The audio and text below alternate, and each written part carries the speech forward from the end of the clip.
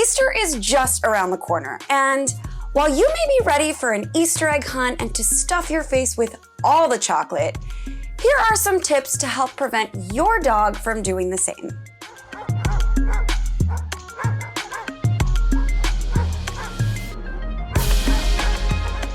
Welcome back to Alpha Paw, your destination for everything dog.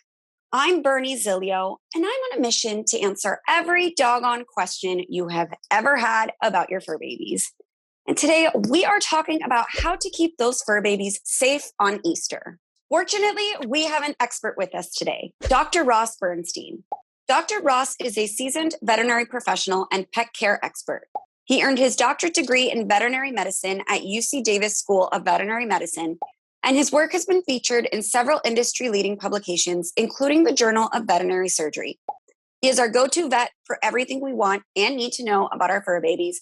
So welcome back to Alpha Paw, Dr. Ross. Hey, Bernie. It's been a long time.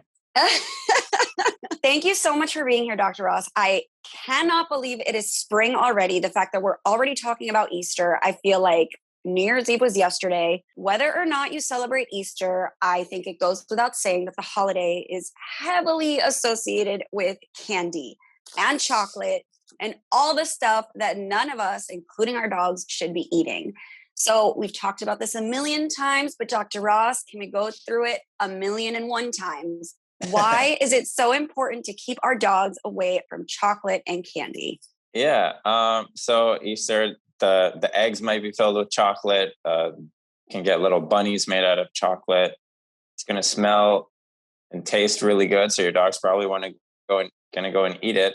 A lot of times there's little shiny things too that your dog's going to want to go and eat. So chocolate can be bad for a couple of reasons. Number one, it can be filled with butters and sugars and all sorts of other filler ingredients that your dog is not used to eating. So that can be really inflammatory to their gastrointestinal tract and cause vomiting and diarrhea. In chocolate in higher doses, and especially if it's not milk chocolate, like dark chocolate, baker's chocolate, really depends on the milligrams of this chemical called theobromine. Depending on how much of that chemical is in the candy, then your dog can experience cardiotoxic signs. They can also experience neurotoxic signs. So want to make sure that they're not eating the chocolate, not eating the candies, and they can stay safe. Okay, perfect. All right. So I think we have a good grasp on why chocolate and candy is so bad for our dogs. But with Easter, it can be everywhere, including places that you really didn't anticipate. But in addition to candy and chocolate, another big, issue, a potential issue for our dogs could be Easter eggs. Now, I'm talking real eggs. I'm talking fake eggs.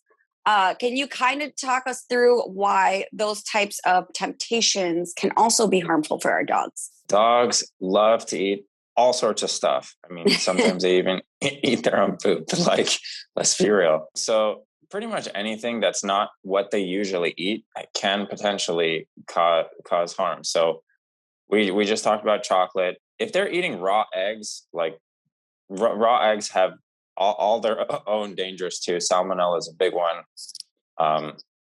If they're eating plastic eggs, you don't want that. That plastic can potentially cause cuts or trauma inside their mouth. If they ate a lot of them, it can even cause an obstruction in their GI tract. If they're eating other sorts of plastic and tissue paper, I mean, that's just not good for them to be eating non-food items. So want to keep that away. Something that's a lot of people don't really realize is sometimes candy these days, and especially gum, which is not really associated with Easter, but a lot of gum, sometimes peanut butter, other candies have a chemical in them called xylitol. Xylitol is often used as a substitute for sugar, and it is, while people can eat it and we're fine, is extremely toxic to dogs. So that's something to be very careful about. It can cause liver failure. It can cause hypoglycemia. And probably one of the things you'll see with that is they might have seizures. So that's something else that you want to be aware about and keep in mind. That is all so true, Dr. Ross. And quite frankly, it doesn't sound like humans should be consuming xylitol either, but that is a topic for a different video series. But back to Easter, as someone who grew up an avid Easter egg hunter, I will say that sometimes those eggs, and I'm talking the plastic ones, they're either filled with candy or coins, pennies, quarters, things of that sort.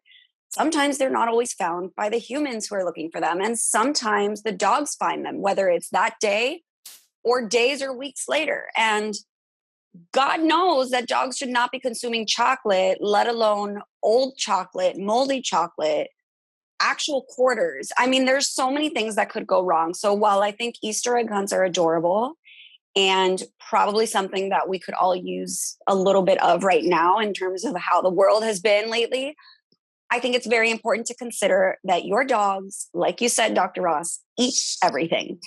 So now I want to get into our third and final, I guess, warning, caution, something we should keep an eye out for Easter. And that is that fake grass, tinsel looking plastic that we use inside of the Easter baskets to stuff them and make them look super cute. This is something that didn't even occur to me that this could be harmful for dogs. So can you explain to me why it is? Yeah, tinsel and other decorations in general.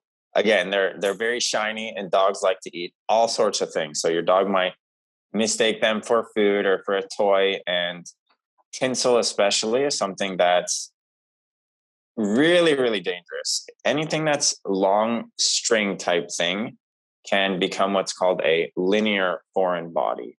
And basically what that means is it gets stuck somewhere in their intestinal tract, and then their intestines keep pumping the rest of the stuff through, but it has an anchor there. So it eventually, their intestines start to become like an accordion shape. Ugh. And that tinsel then becomes like a knife and can slice through their intestines. So it's super dangerous. Anything that's potentially hard can cut their mouths, cut their gums, cut their tongue, cut their esophagus, stomach, intestines, anything all the way through. And even if it doesn't cut it or cause damage, it's still not food and might give them some vomiting or diarrhea. So want to limit the amount of stuff that they have the chance to eat and might mistake for food or for toys. Yeah, absolutely. And we've learned, we've talked about pretty much every holiday, and we've learned, especially around the Christmas time holidays when tinsel's everywhere. Tinsel is so attractive to dogs. All of these things that we like to put out for decorations around the holidays are teases for our animals. So I think it's just really important that we're cautious and aware of that. And I know it sounds tedious and annoying, and we sound like Debbie Downers all the time. But if you just pay a little bit of attention to making sure your dog is safe on these holidays, everyone will be enjoying these holidays that much more, including your dog. So thank you so much, Dr. Ross, for all of this information. It has been super helpful. And if you guys, our viewers, have any more questions, comments, concerns, please go ahead and drop them down in the comment section down below. Again, I'm Bernie Zilio, and this is Alpha Paw. Be sure you subscribe so you don't miss a single doggone episode, and we'll see you guys next time.